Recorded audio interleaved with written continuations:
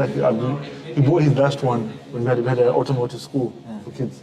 So he bought his kit car in. He said, go to his house, in the back of his car, his garage, he's got all this crazy cars that he's built. That French chassis, like the old 4x4, a lot of power, so it's not the best handling.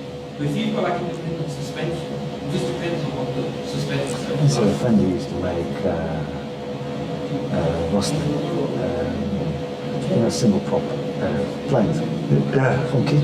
Yeah, from kit. You stick them like 2 years to make it. Oh, yeah. From kit, yeah. He was one of my brother's friends. And you could actually fly it? Yeah, fine. Yeah. He's on YouTube? Live? Okay, 1 second. So let me just double check. We'll cut the bits that need to be cut out, I think. Okay, I think we're live. So I just need to share it into the group.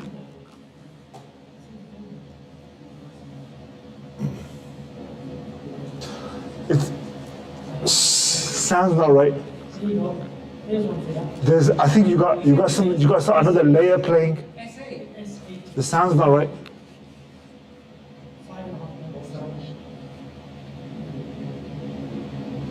There is some confusion. Have you got another audio layer? How many audio layers do you have?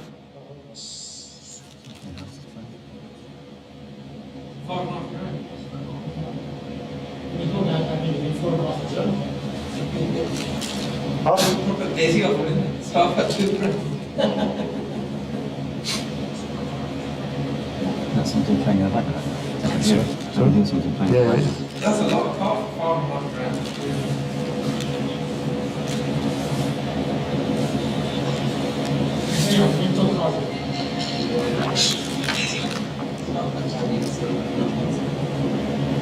So is that the same engine as the RX? Yeah. So another engine the same as the normal? Same one? This one, same base suspension. Exactly.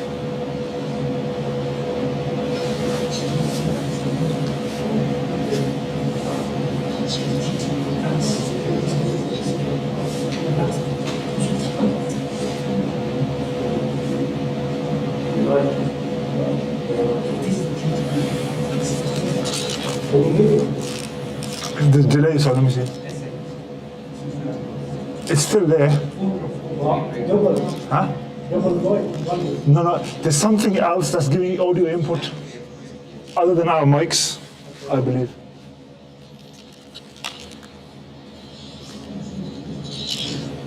I can hear it. You can hear it, isn't it? Yeah, I can hear it. Yeah, I can hear it. Yeah.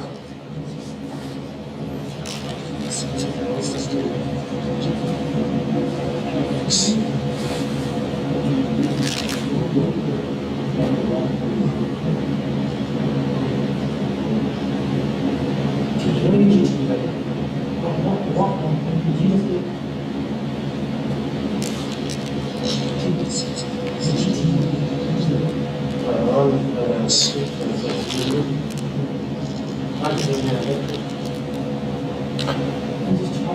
not me. It's only got. What about this one? Okay, should we just start with it? Delete it once and just try it, and we'll just go with that.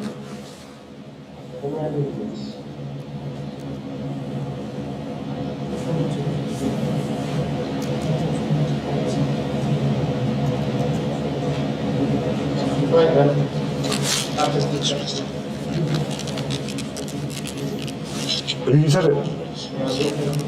Oh.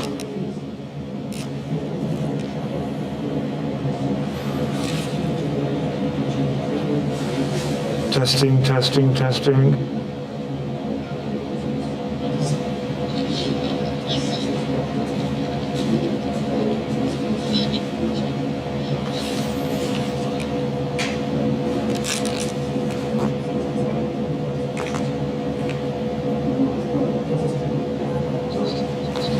Go with it. Okay, Bismillah. I've sent it now. Okay, it's live. Bismillah. Yeah. Shall I start first? Okay. إن الحمد لله نحمده ونستعينه ونستغفره ونعوذ بالله من شرور أنفسنا ومن سيئات أعمالنا من يهده الله فلا مضل له ومن يضلل فلا هادي له وأشهد أن لا إله إلا الله وحده لا شريك له وأشهد أن محمدا عبده ورسوله أما بعد أعوذ بالله السميع العليم من الشيطان الرجيم بسم الله الرحمن الرحيم إن في خلق السماوات والأرض واختلاف الليل والنهار لآيات لأولي الألباب الذين يذكرون الله قياما وقعودا وعلى جنوبهم ويتفكرون في خلق السماوات والأرض ربنا ما خلقت هذا باطلا سبحانك فقنا عذاب النار آمين. These Greatness of Allah series is a set of lectures and workshops with the explicit aim of demonstrating the greatness of Allah Ta'ala, which results in instilling His glory and greatness in our hearts and in increasing our appreciation of His blessings. And I'm really pleased to introduce the next lecture, the next speaker on the topic of nanoparticles. And inshallah, with no further ado, I will ask our brother to begin, inshallah. Assalamualaikum warahmatullahi wabarakatuh. So, my name's Ahmed Khan. About 12 years ago, I retrained into biochemistry, and in particular looking at particles.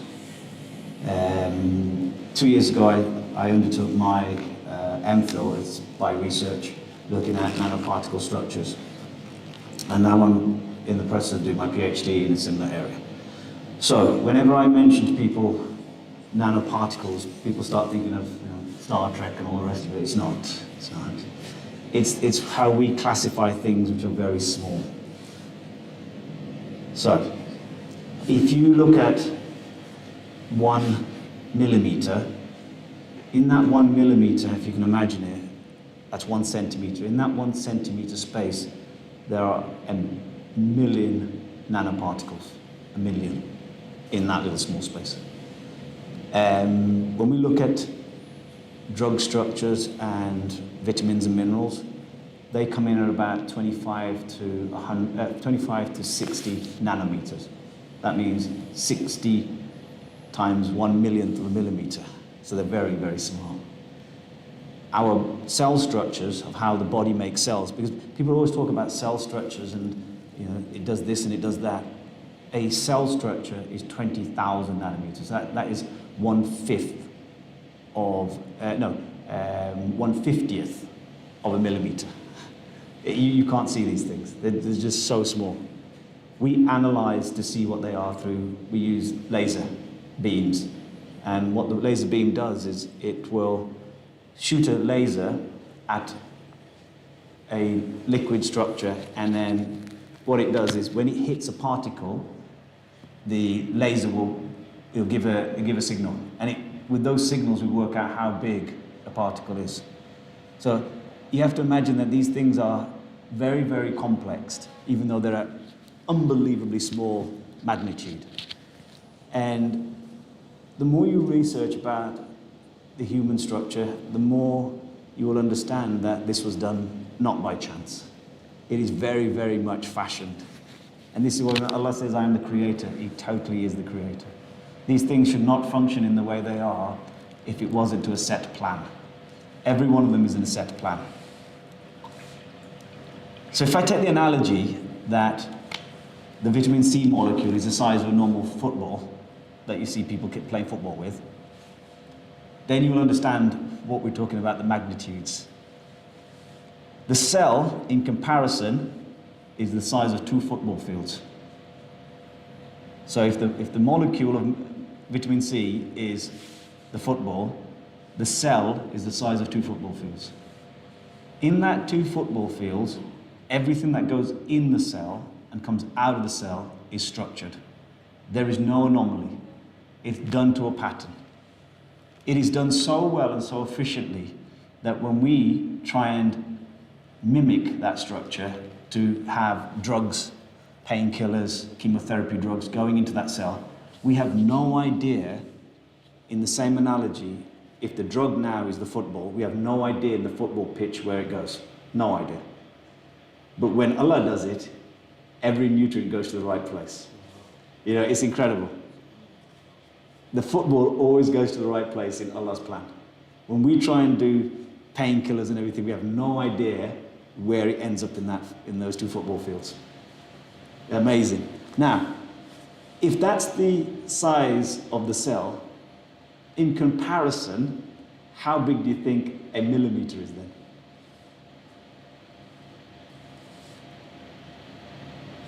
That's how big a millimeter is in comparison to the two football fields.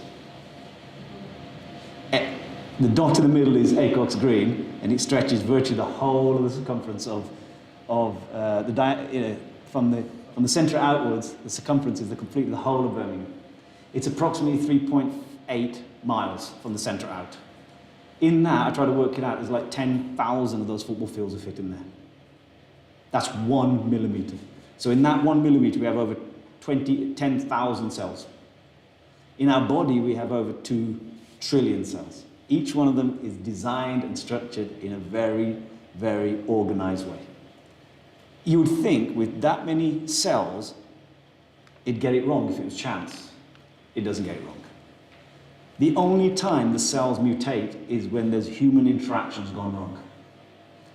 And these are things that Allah has kind of forbidden that we should do. Drinking of alcohol will mess up your cells. Smoking, taking drugs, all these things have a massive effect on your cell structure. The things that Allah tells you to do, which is, eating halal and tayyib, has no major effect on the body. Anything which is alien causes the cells to really mutate. So that is the comparison. Now you'd think, if it's by chance, can you imagine that football field? I mean, can you imagine the molecule? How would it know how to get into that 3.6 kilometer radius? It goes in exactly the right place. It's amazing. There's no chance, there's no deviation from it. It's absolutely set. And when we build like painkillers and chemotherapy drugs and anything like that, the best we can do is get it onto the football field. We have no idea where on the football field it will end up. If we get it there, it's a major, ticking box achievement. Whereas Allah does this mechanism by getting nutrients into the cells on a daily basis. Not even daily, it's like every millisecond he's doing it. Things are going in, things are going out. And they're very uniformed. There's no chance in it. This is why you'll realize that when you do research and you're at that research, what we call the cutting edge, 2 types of people end up. Those who affirm their belief in a God, and those who will know that there's a God, but they don't want to believe it. And you have to humble yourself at this level because you realize you're getting close to the essence of what He's created. And Allah gives you signs all the time. I'll give you signs inside and outside that I'm here. And when you look at these things, you think, subhanAllah, that shouldn't work like that if it was chance. But it does. It is one of the most effective and efficient systems on the planet. And I was just talking to the brother here that if each cell sends back information about how healthy it is and what it's doing and whether it needs new nutrients, etc. If there's 2 trillion of those cells, imagine it's like having 2 trillion computers. The amount of information that comes in and out of those cell structures would completely fill all the cloud systems on the planet in a day. That's that much information. And it is organized in such a way that all that information goes to one particular organ in the body, and that's the brain. And it regulates everything. It's incredible. This is what Allah says that this is not a deen for people who don't ponder and reflect. Once you understand that essence, you know that your deen gets stronger. And you also humble yourself that you actually know nothing. People who think they're really at the leading edge of science, they actually know nothing. And whenever I see these things, I always ponder. It is incredible the way it's been constructed. When we look at that same structure for building medicine drugs, chemotherapy, painkillers, anti-inflammatories, etc., what we do is we try and mimic the way the body takes things into the cell. Because it's at cellular level where you make a difference that you can start getting things to work on a painkiller. Whether it's in the brain, in the rest of your body, that's how it works. So a painkiller, what it will do is it will try and get through into the brain and block a receptor, which is causing the nerve to trigger, to give you pain sensation.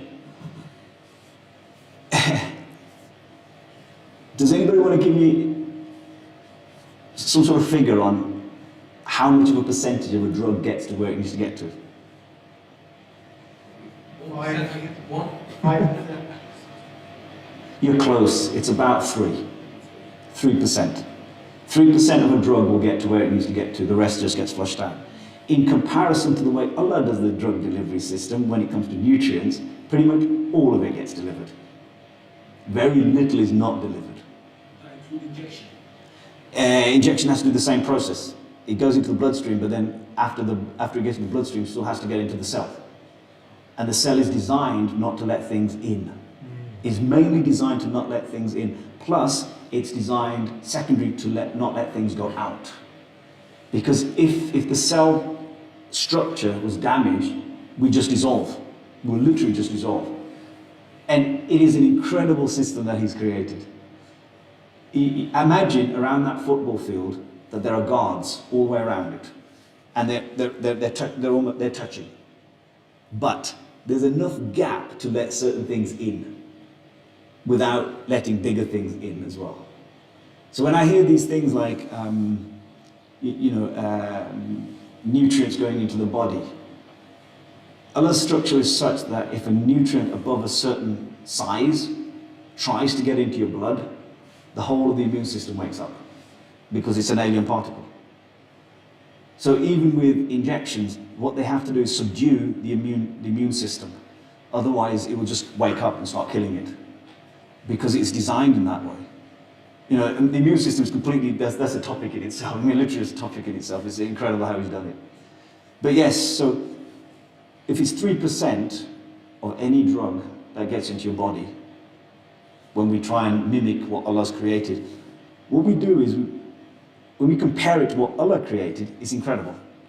Right? So, when we are fashioned in our mother's womb, we're growing at an exponential rate.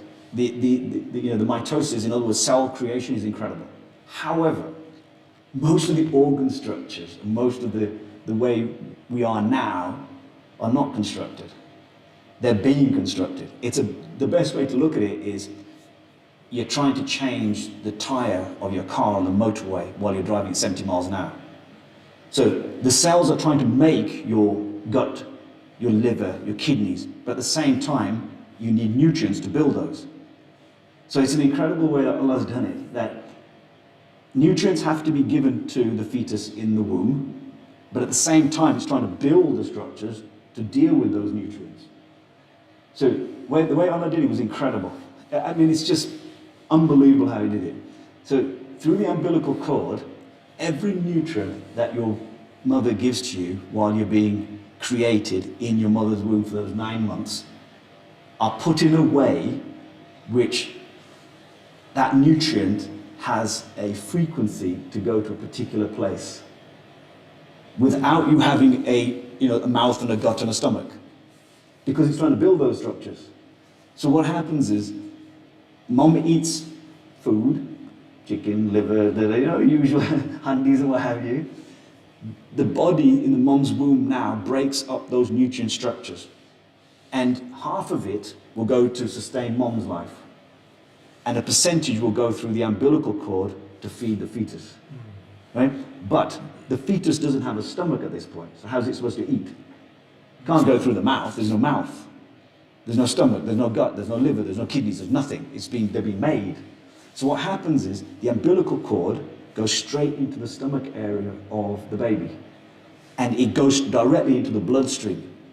And because it goes into the bloodstream, these particles that we were talking about, the nutrients, they're put into a DNA structure which the fetus understands as mom, so its immune system doesn't wake up, and it feeds each individual part of the body. It just keeps flushing around the bloodstream, which is being built, and just feeds the cells. In growth, yeah. And then at the same time, the waste structures of these particles going in and doing their thing is being sent out through the umbilical cord back into mom. And mom puts it back into her, excretion system. It's incredible. So you couldn't imagine building something like that. You're feeding something while it's trying to build, because we have no gut structures. But the particles themselves, they're so small and they're being charged that they go, this one's for liver, this one's for kidneys, this one's for heart, this one's for spleen, and it just does it. It just does it. And then people turn around to me and say, chance. No chance. It's just stupid. It's just, for me, as a scientist, to think that it's chance, it's just stupid. Because the probability would mean that, all the structures would go to a certain place where most of the blood is going, which tends to be the heart, the liver, and the brain. So then why does some of the structures go to the kidney then? There's no direct. Kidney has a blood structure, but it's peripheral. It's on the outskirts of the main part when the fetus is being built. So it's just bonkers when I hear it. But what we do is we try and mimic that structure that mum uses to feed the baby and use it to do drug delivery. We use the same process. We give it a frequency. If we've got a chemotherapy drug, we will coat it in something that will give it a frequency, like an electrical charge, which will be opposite to where we want to send it. So if we want to send it to the brain, and the brain's giving out a positive frequency, we'll give a negative frequency at the same level. And the science is it will travel through the blood and get to where it needs to get to, because that's the way mom does it. And mom doesn't even think she's doing it. She doesn't get up one morning and work out the frequencies of all the food. She just does it. So when you say frequency, it's not electrical. It's electrical pulse. Yeah, it's a pulse. Right. You can pick it up on a very, very accurate oscilloscope. It's not one of the ones that you see at the hospitals. These are like, because these parts. It normally in dBs. It's in dBs. But it's a very low frequency. You've got to pick them up. Yeah. And it's literally that cell is giving out this number. And if you can do the reverse, then opposites will attract. And you've got charging it by firing. So this is where we put on. So imagine that you've got the drug, which is like chemotherapy, painkiller. Yes. On the outside of that, you build something which is very similar to the cell structure of the human cells. On the outside of that, you give it electrical charge. And what happens then is those things will go through your body and potentially get to the organ you want to target. Pretty much the same way as mom does it. And mom doesn't even think about it, she just does it. Cells, each individual cell is looking for a charge on a certain. So it does it mainly on tissue level. So the tissue that makes up the structure of the liver cell, they'll pretty much all have a uniform range of a frequency. And what you do is you look at that liver structure and say, the liver might have minus 20 dB structure as a frequency that it's giving off from the cells. You do the opposite. So what you're thinking is, if I can get it into the blood, the drug, which I'm taking, whether it's painkillers or whatever it is, then now that I've put a charge to it, it should get to a bit more than 3% should get to the liver. That's the idea. If you can get it to 6%, it's incredible. Double the amount is incredible. You'll see tumors just shrink because you've increased it. It's that that higher emphasis that we put on it. But mom does it without any system, process, structure. She just does it. She just feeds the fetus without even knowing. Subhanallah. It's incredible. I mean, the more you look into these things, the more you realize that this is not chance. This is a structured plan. You'll find in the higher echelons of research, you'll see people will agree that there's an architect or a created entity. They won't never say God. It's like if you say the word, God or omnipotent being, Allah, and that, they think you're crackers, you're thick. But in reality, that's what it is. And Allah says it. He gives you clues all the way through in research. All the time there's clues. And that's a drug structure. That's how you do it. You do exactly how Mom did it. You take the drug, you put it into a packet, the packet has a charge, and it goes into the body. We have still not perfected where in those 2 football fields it will go. We have no idea. We know it will get in there. Just get it past the goal. Yeah, get it past the guards, and then it's like potluck. You know, Allah knows best what's going to happen to it. We have no idea at that level what, but when Mom feeds fetus, Allah knows exactly where that nutrient's going. Is That it? pathway, still hasn't been No, found. we don't know it. We have no idea. We're guessing. You know, does it go into the cytoplasm, which is part of the cell? Does it go into the ribosomes? Does it go into the mRNA? Does it go into, you know, the mitochondria? Does it just sit in, you know, the secondary cytoplasm before it gets somewhere? We don't know. Whereas when Allah does it, it goes exactly where it needs to go to. And the transactions within that cell, which is those 2 football fields, are millions during the day. Millions. Not, it doesn't get the coding wrong. And people still say it's chance. It's amazing. It's amazing. I was talking briefly about the communication that it does at cell. It does it at the cell, then it does it at the tissue, then it does it at the organ, then it does it at the system. So systems are things like the respiratory system, the digestive system. At organ level is the one that we really look at. Does the liver give a certain frequency? Does the kidney do this? Because for us, it's to do the opposite, to send, you know, life-saving medication to it. But what Allah does is incredible. So every organ will send out a frequency, which is unique almost to that organ. And we do things like, so apart from just doing particle analysis to see how big a particle is, we'll do things like, what's the word now? We will have a particle and we will put it near another particle and we'll see whether or not it attracts or repels. If it attracts, then we know we've got it right. One's a positive, one's a negative. If it repels, then we know they're either both negative or both positive, and they won't come together. It's like magnets. You know, for a magnet to work, you've got to go opposite, plus to minus and minus to plus. If you've got 2 pluses, they just repel.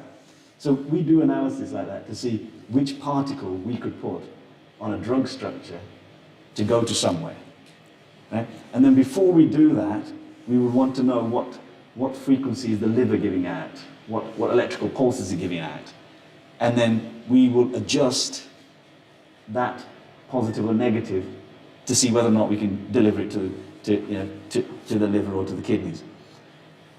But in that relationship, or those signals and the messages, if you look at it, Allah does it all the time. Our bodies do it constantly. They're constantly sending out messages. Thermostatic messages, I'm too hot, too cold, etc. Nutrient messages. I need to do cell replenish, you know, I need certain amino acids because I need to replenish some of my cells. It also instigates when a cell dies. It has to die. Cells have to die, otherwise you won't get the next part of the rebirth happening. And to this day, we have no idea why they just trigger and start to die. They just trigger and die. Perfectly healthy cell, and today it was healthy, 10 minutes later, it's time to die, it just dies. A message comes from the brain, goes to the cell, kill yourself. And it just does it. And as it's dying, the next one's replenishing it. It's amazing.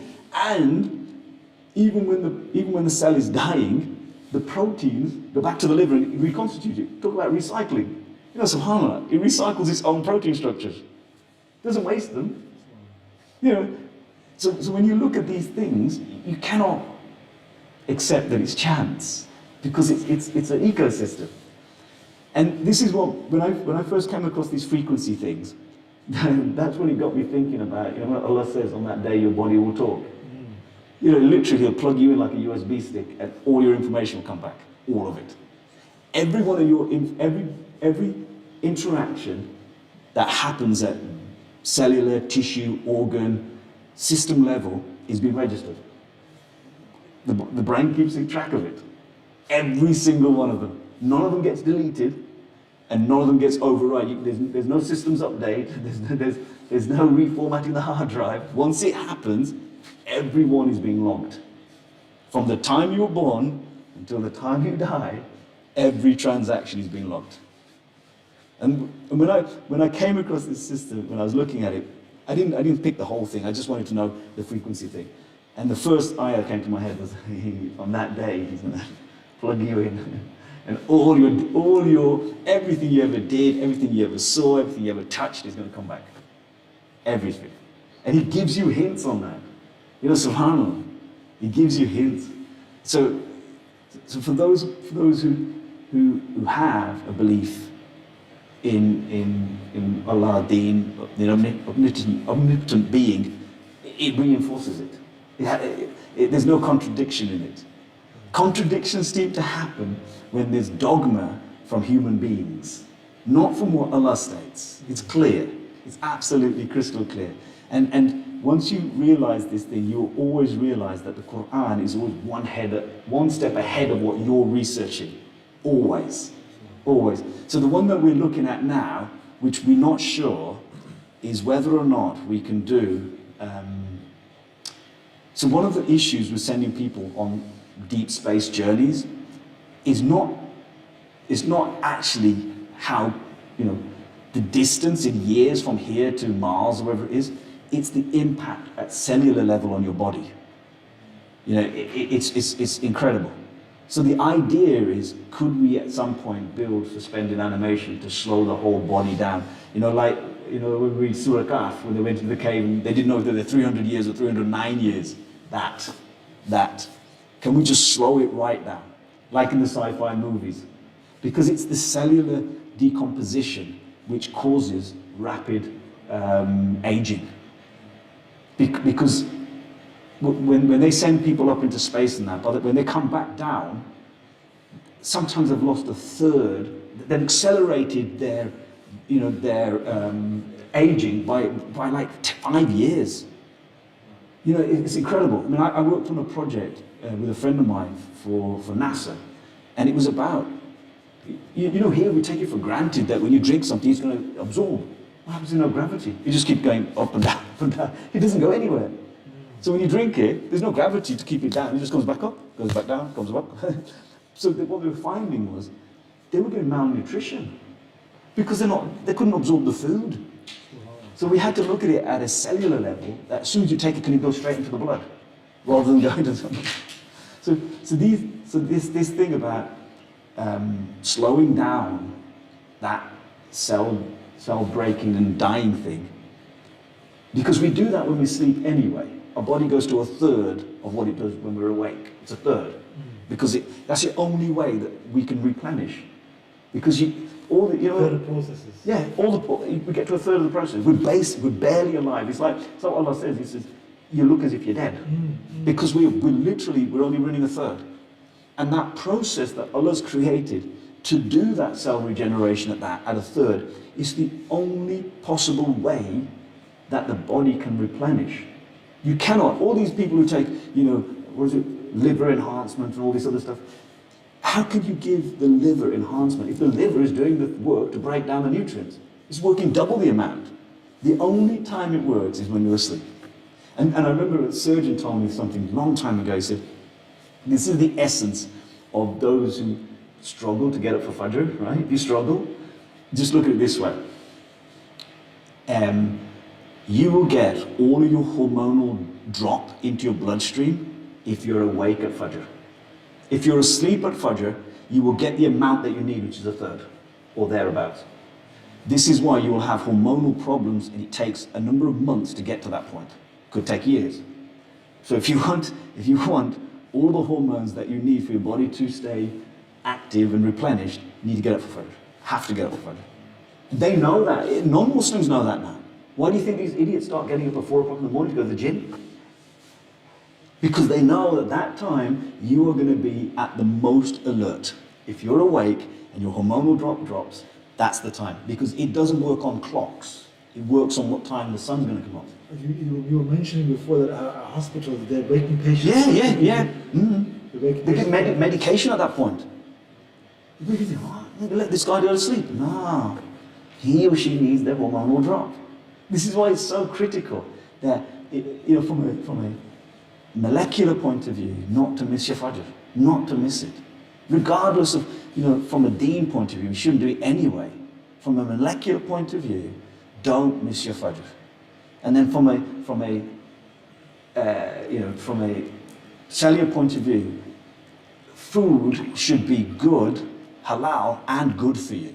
Not just halal, not just halal.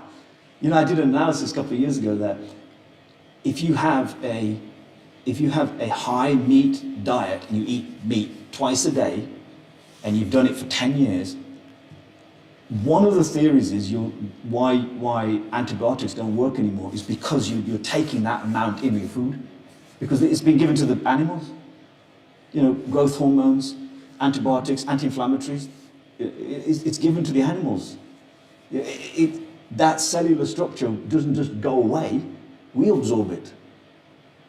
And that's what happens. These things are, Allah tells you that again and again, halal and tayyib, but he also says, what is it, the word? The earth will speak against you on that day, what you did to it. I never thought that learning about this sciencey thing, I would become, what these people call eco-warriors or whatever nonsense they call it. But it is essentially, we've been given a viceroy of the planet. And we're also given a viceroy of our bodies as well. So that's why I try and keep these interactions, these talks, very high level, that I don't go into the deep, the bits and the bytes. You don't need to. Comparisons are pretty good if you look at it, like I said. So in summary, we have about 2 trillion cells in our body. 2 trillion. And each one of them is being fed by a system. Incredible. And if you look at the analogy of the football field, the ball goes exactly where it needs to. It doesn't get kicked in, It's not like the way I kick a football, where it goes all off the pitch and that. It goes where it needs to. And,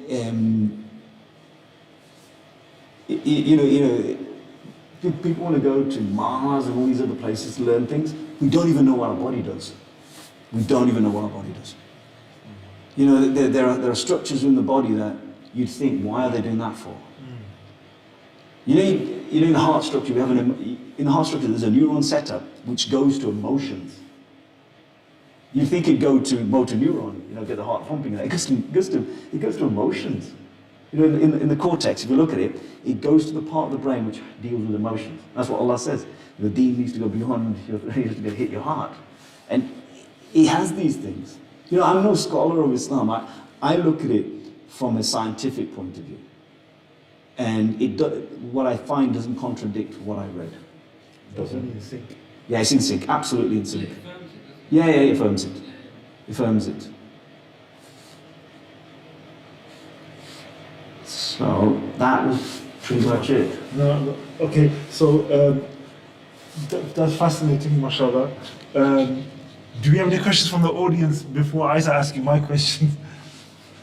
Any questions from... Yeah, I've never really understood that some of the most fervent atheists tend to be some of the most high-ranking scientists around. I've never really, because you've just got to take a broad look at things to understand that there's got to be a creator, there's got to be design in this, but they just refuse to believe it. I really cannot get my head around it. It's like showing somebody black and they're saying it's white, literally. You'll find that a lot of them are agnostics. They know there's something out there, but leave me out of it. Yeah. I know you're there, leave me out of it. A lot of... You got to remember that when you spend as much time as you want, really, it's up to me how much time. I have access to my lab 365 days a year, 24/7. I can go in whenever I want and run whatever compounds I want to. You got to remember that when it comes down to, so that's the closest I would say you're going to get to what I would call haqq, truth. That's the closest. You're trying to keep the bias out of it, but I know people fudge their results. I know they fudge their results. That's the closest you're going to get to truth. When it gets to writing papers and journals, we're already into a bit of battles, looking into a bit of bias, a bit of whatever. By the time you get into books at undergrad and A levels, it's whatever meets the requirements. It's not necessarily absolute truth. It's what fits the paradigm. At the top level, you'll realize that when you run things, the theory will tell you it should go A, B, and C. It actually comes X, Y, and Z. And you'll sit there for weeks and months and you go, oh, why did it come out like that? According to this journal I read, I've mirrored a similar thing and I've got this, but they've got that. And then you realize it's not absolute science. Nothing is. When they tell you about constants, they're not really constants. How do you know it's a constant? You know, you have to accept that it's a constant. It's like when I use a laser to work out particle size, I have to accept that this has been frequency checked and it's da-da-da-da. But many times I've put the same sample into 2 different machines, I've got 2 different answers. Now what? But at A levels and undergrad level, that's absolute. You know, it's the equivalent of non-Muslim haqq. But in reality, how did I get one particle in one machine, same sample, same dilution, same preparation? I split one and put it into machine A and put the other one into machine B. Machine A is telling me the particles are 150 to 200 nanometers average. This one's telling me 400. How did that work? It's got the same parameters, it's got the same time, it's got the same analysis, the same sample size, everything. This is telling me it's 4 times bigger than this one. Now, for unscrupulous people, they would put the one which makes sense to their journal. You know, whatever you want to sell. If the 400 one makes sense, you put the 400. If the 150 makes sense, you put the 150. But you know, as a scientist, that you've got something which is 4 times bigger or 3 times bigger. And you get it. You get it. And the thing is, this is why I always say to people that to give dawah at that kind of esteemed level, you've got to be part of it. You've got to be part of it. And then when you do give dawah to people, they think, well, he's not a complete idiot, because he's getting some really good results and stuff that he's working on, and they're far more likely to listen. You know, I say it all the time when somebody asks me, yeah, I believe in God. I have no issue. You know, in the middle of conversations with the rest of the peer group, well, I have no issues. That's how I can prove it with the instruments we've got in the lab. And they go, what? And I say, see, people can't, they can't comprehend this type of thing. You know, if you think a drug is the size of a football and your cell is the size of 2 footballs, and it knows exactly where to go. You know, the nutrient knows exactly where to go. The drug just goes in the football field. There's a structure. It has to be. Design. You know, there's a design. Yeah, they just tell you, expect you to just take on. Yeah. Not ask any questions. Like what Matt said the other time when he said there's something in front of the eye that really your brain filters that bit out so you can see the full vision. But if your brain didn't do that, you see the stuff in front of your eye, you can get a clear vision and stuff, but they don't tell you why that's happening. They don't know. We actually don't know. I think definitely there's a world view that's behind that affects, you know, how people view the results that they show. So if it's gonna align with that, because for them they have to, they don't want anything actually to really lead to people coming closer to Allah subhanahu wa ta'ala. Unfortunate as it is to say, in the last 100 years or so, there's been a specific and direct attack in the belief in God, whether it's from the communist East or the capitalist West, in a less direct form. But the belief in God generally has been attacked. So for you to be, to even appear as if you're educated, you have to be someone who doesn't really believe. You want to be someone who's like, unbiased, and that's the position that they want to portray. But But on the other side of that, you've got, people with hardly any education who are following these like the pain and all that kind of stuff, isn't it? So their belief is so strong that they will believe anything blindly. You don't want to know. So much of I've got to remember He's the main guy. One thing I understood from what you were saying, there's whole supplements industry. So people are taking supplements for liver, kidney, it's all wrong. You say 3% of that is going into a cell. It's not really working. Supplements industry is massive. What are you saying on that? So I have a number of friends who are nutrition. He's asking about his protein shake and everything else. No protein. Everything else he takes. Protein is like a food really. I'm talking about the supplements with vitamins. You have like shilajit, all those other ashwagandha, all these things. What would you say about? Even at 3%, they do quite a lot. Okay. Yeah. So I have friends who kind of work for, they're in the nutrition industry, and they work for like football clubs and whatever. And I always say to them, I said, which of the two of us is going to find out about a particle first? You or I? Nutritionists will tell you things. They'll tell you things like leaky gut, right? Yeah. Leaky gut. Explain to me what that is at molecular level, please. To this day, I'm still waiting. It's when you have partial damage to the actual microphylla of your actual gut lining. The gut lining has been damaged, right? But when I see these videos and they see these big particles going into, they can't go into your blood. Your immune system will wake up. You get sepsis straight away. You can't get these massive particles like the size of flying machines.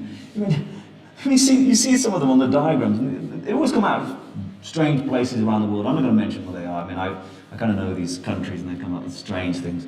But they'll tell you things like your gut is leaking into your, no, the guts, stuff from your gut is leaking into your blood, and your blood's leaking into your gut.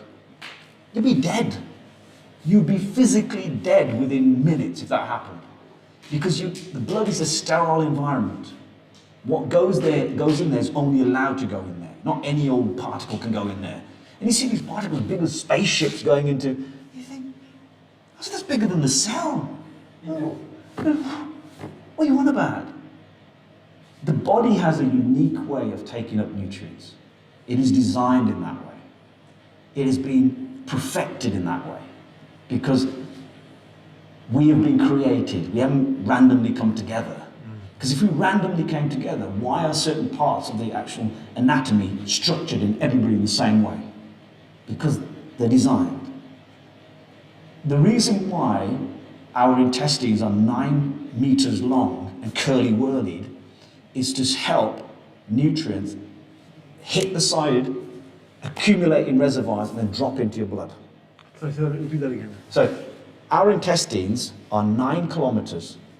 Sorry, not 9 meters, 9 kilometers. We never digested. Are we still digesting from last year? No, they're about 9 meters, stuck in here, right? Where just underneath your diaphragm and just above, just slightly below your navel. That's where they're all stuck in there, and they're all bent and curled and everything. One of the reasons why it's been done like that is to slow down the time it takes from stuff going down your stomach to going out the other way. Because it wants to pick up as much of the nutrients as it can. As it goes round curves and bends, it hits the side of the intestines, where there are these finger-like things which they grab them like magnets. And then slowly, these are the only cell structures which have the ability to throw things into the blood. They're not chance. This is why it takes on average between 4 to 6 hours to digest a complete meal. Because it has that time in that intestines. And they are so wrapped around, and the gravitational pressure pushes the thing through. That's what it works. And because they're all twisted and knotted inside your stomach, it means it has more time to get absorbed. So by the time everything is absorbed, it's literally the waste that comes out. Everything else is absorbed. And that's an incredible system. It's not wasted. It's not wasted. It's not wasted. And the microphyllae are like little fingers on the inside of that intestines. And what they do is they literally trap the nutrients. And because the nutrients have a charge, they get pushed in to the cell and dropped into the blood. But the blood doesn't come the other way. It doesn't go into your stomach. And nothing from your stomach, apart from the nutrient, goes into the blood. So you don't get leaky gut where your body's just disintegrating in itself. Those are fissures, damages to those microphylla. They're damages. In other words, over a period of time, you've got more and more damages. In other words, the 4-hour window is not long enough. And the 9 meters is not long enough anymore. You need probably 12 meters or whatever it is, because a lot of it is being damaged. And damage occurs with what we eat, how much we eat, all these basic things that our parents used to teach us. When you say how we eat, what do you mean by that? So eating too quickly or? No, at that point, because when it's going into your intestines, the speed of eating is not the issue anymore. It's the volume that we're eating, and maybe the types of things we're eating. So when you eat and I had to do this because I had to explain it in one of the papers I had to write. When we eat really fatty foods, that's when our gallbladder has to wake up. Right? Has to wake up because it's fat. You can't let fat go in. You can't let long chain carbohydrates and fat structures go into your blood. I mean, you just cannot. You die. So what happens is the liver through the gallbladder will wake up and start sending out what they call bile salts. And these bile salts are designed to snip up the long chain polymers of oils and fats. Once they're split up, this is unique how it does it. Once they're split up, they accumulate around themselves and encapsulate themselves. Then they are able to go down into the intestines. So imagine it, you've eaten, I don't know, a kebab or something, right? Which is protein structures, long chain, a little bit of carbohydrates, which are long chain. When I mean long chain, I mean molecule after molecule after, just connected up in like a line. And then fat, which is again connected up in a line. Liver instigates a message to gallbladder saying release the mineral salts, things like calcium, things like magnesium, things to break up that structure. And the way it does is incredible because the connection between each of the molecules is based on a particular molecule, a particular element, and it sends the opposite charge to it to break it. It breaks it. And people still say, we're made by chance. It does exactly what it needs to do. However, when we have too much of a particular food or structure, our bodies can't handle it. It's the same process with carbohydrates, like sugars. The body will snip it up, send it into the bloodstream with a particular structure and says this one goes there, this one goes there. And then it's up to the insulin to pull it through the cell wall and throw it into the middle part where the energy source of the cell is, which is, they're like little batteries called mitochondria. They do all the cell energy. That's where the energy of the cell comes from. But if you have too much sugar in your diet and it's going around the blood, but there's only a finite amount of insulin, now you're in trouble. The insulin won't change. It won't suddenly double the amount because you've got a huge amount of carbohydrates coming in. It has a threshold because it's made from a gland. But now you've got more carbohydrates coming into the system. And they're not just from like eating sweets, chocolates and that. It's from other type of carbohydrates as well. When we eat too much roti and pakore and all that has an effect as well. It all gets converted into a particular thing and gets thrown into the blood. Now the problem is we have a sedentary lifestyle as well, like we don't do any exercise. So if you don't do any exercise, those batteries in your cell never get used anyway. Now you're trying to put more energy in there. So the first energy is not being used, and you're throwing more energy into it. Sooner or later the cell goes, I can't handle it. Get rid of it. Can't take any more in. It makes the signaling decision no more. So that all that carbohydrates is now flushing around your blood is now poisonous to you because it's not going anywhere. The cells can't take any more up. Your insulin has done as much as it can. It can't bring any more insulin in to pull it through. And even if it could, where's it going to go? It can only go to those batteries in your cells. It can't go anywhere else because it's poisonous. And the amazing thing is, when it gets into the cell, like those two football fields, it's like a train system that takes it to the individual places. It's incredible. When you look at it, it jumps onto a train and it takes you, it's not really a train, it's more like a tram. And it will take you to the particular parts of the cell. This goes here, that goes there, that goes here, that goes there. Oh, and all the waste goes on the reverse bit out. And then at the same time, we've realized that not every part of the cell has gates. Certain parts.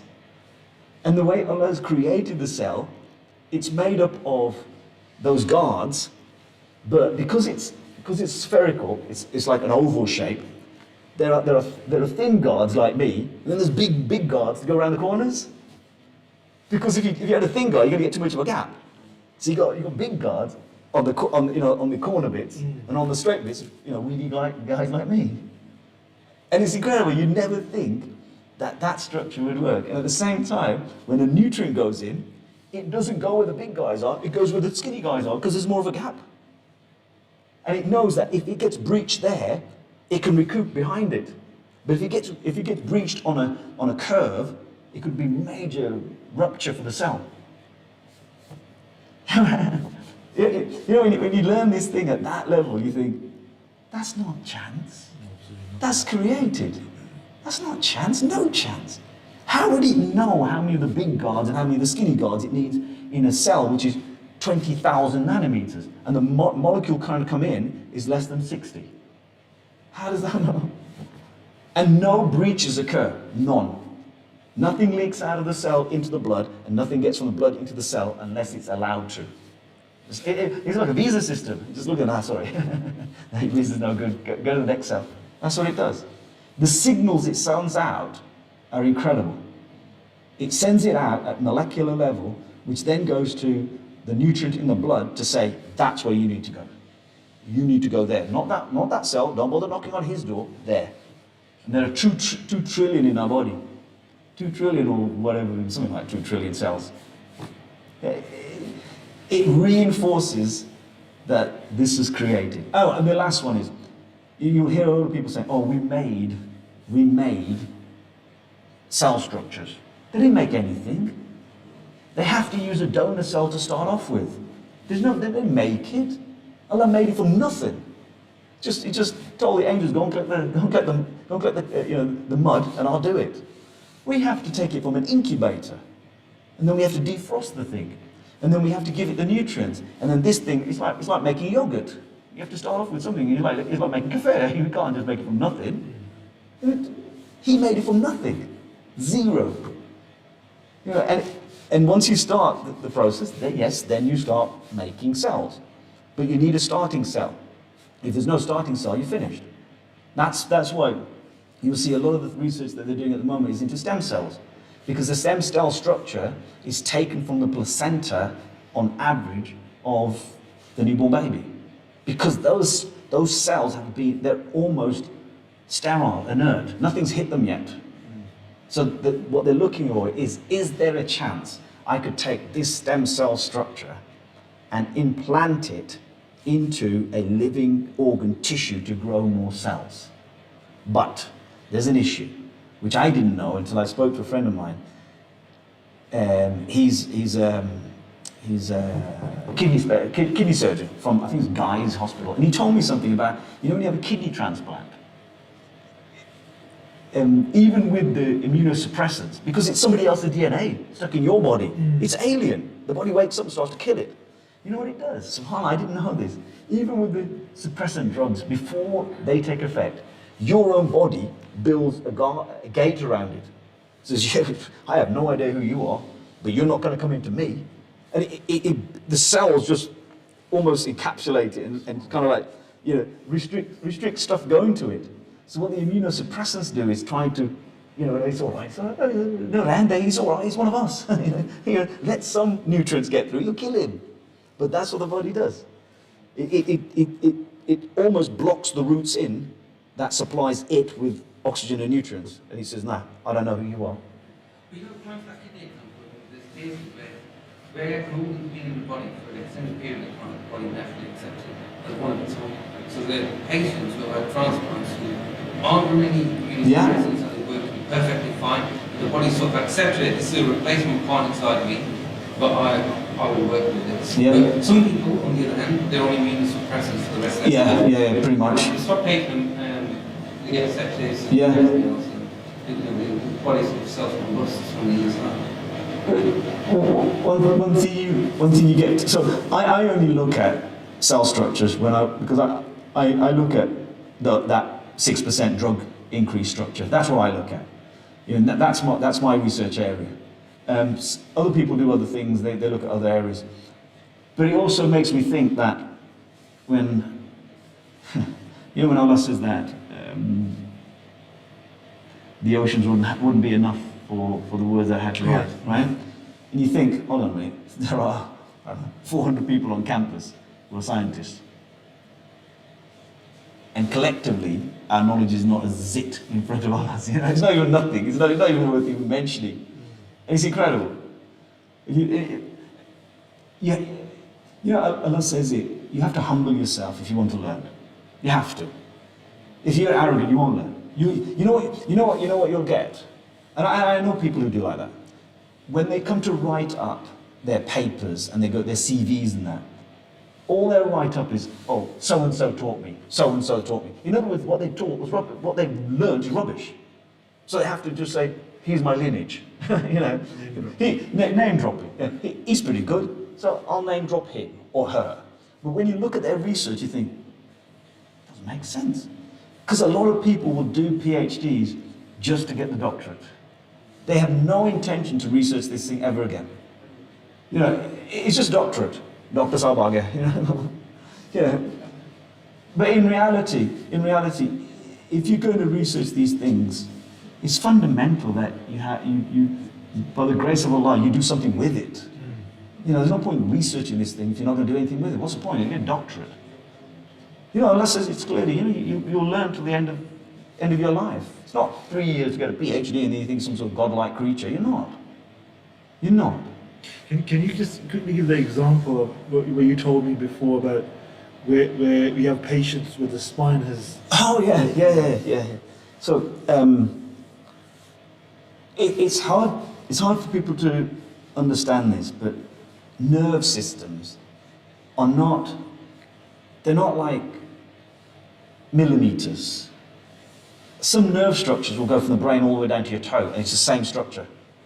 So when it gets severed, cut, broken, whatever you want to call it, if it's in the foot region, you'll get numbness. In other words, it's being triggered all the time, or you'll get damage, it's being squashed or something.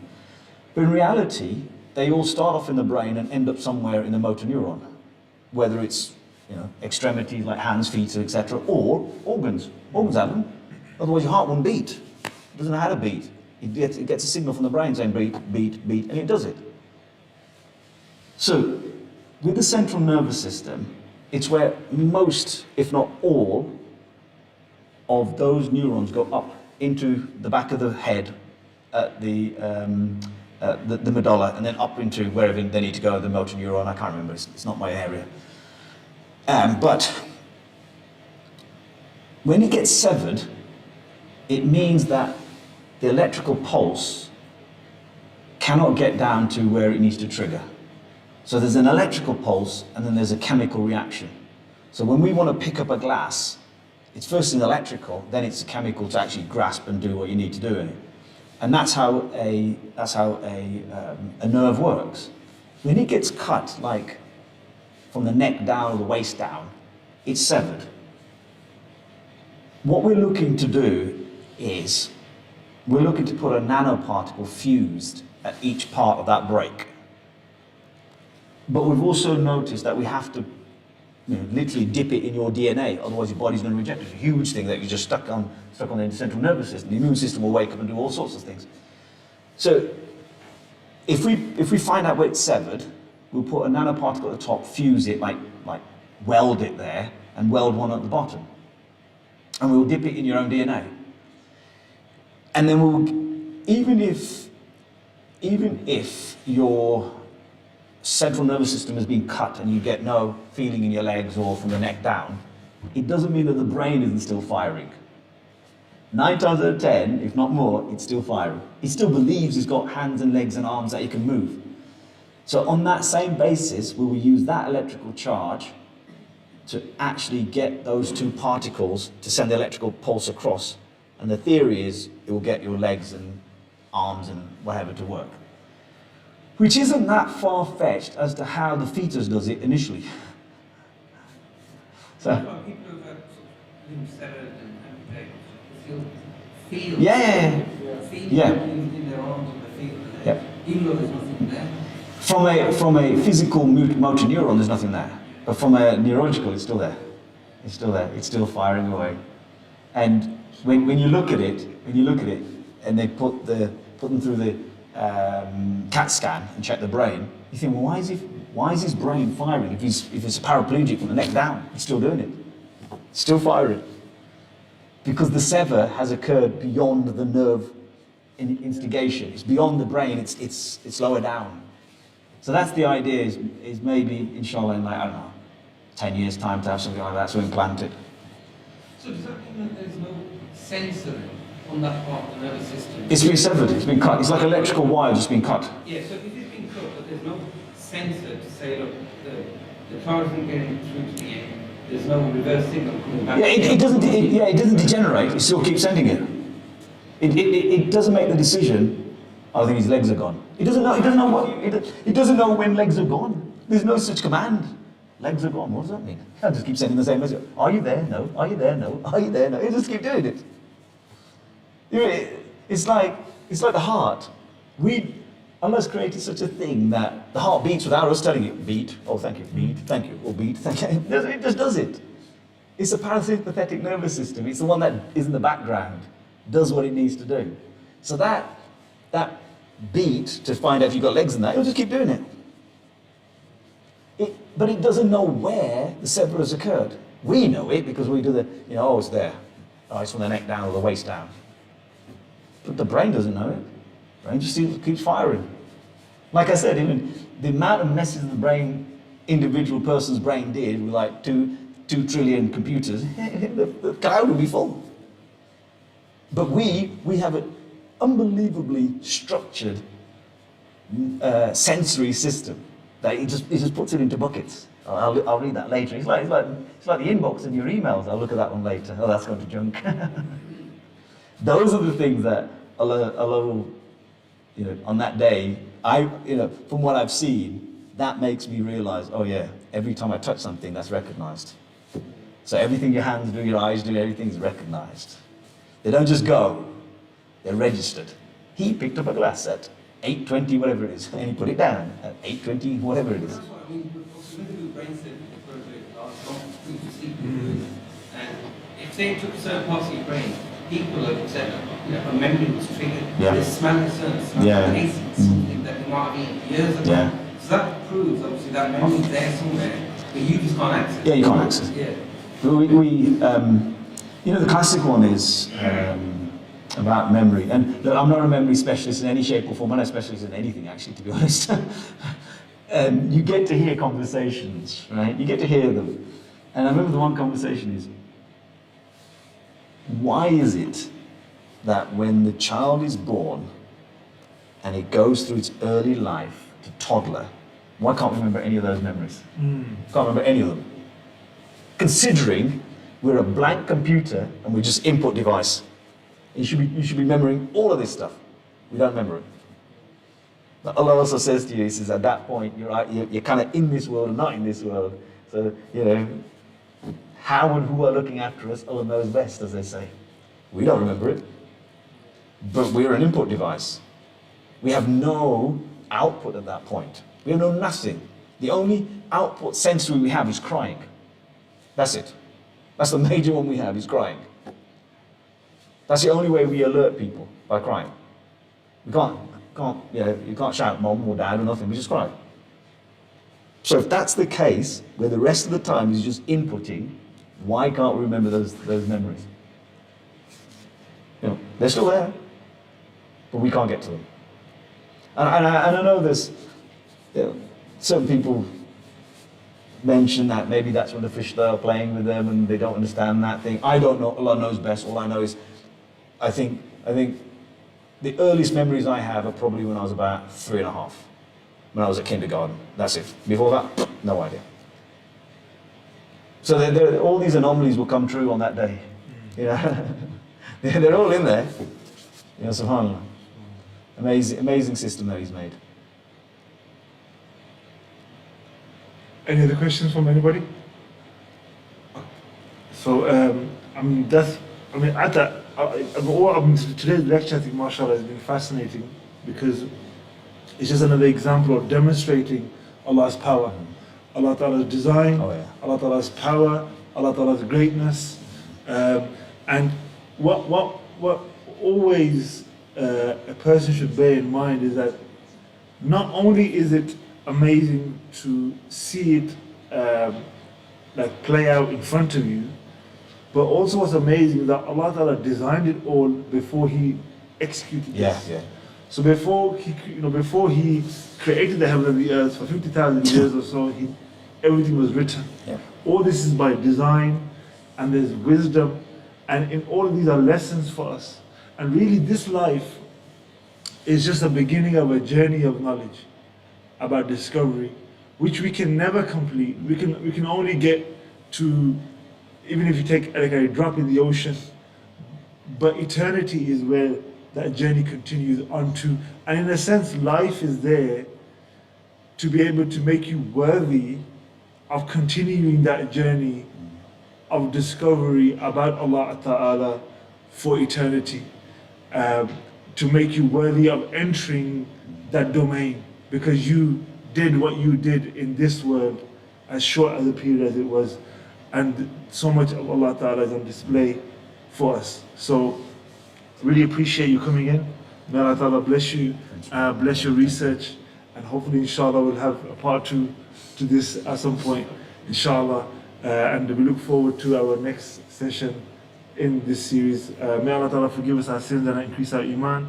Ameen. Subhanakallahumma wa bihamdika ashhadu an la ilaha illa ant astaghfiruka wa atubu ilayk.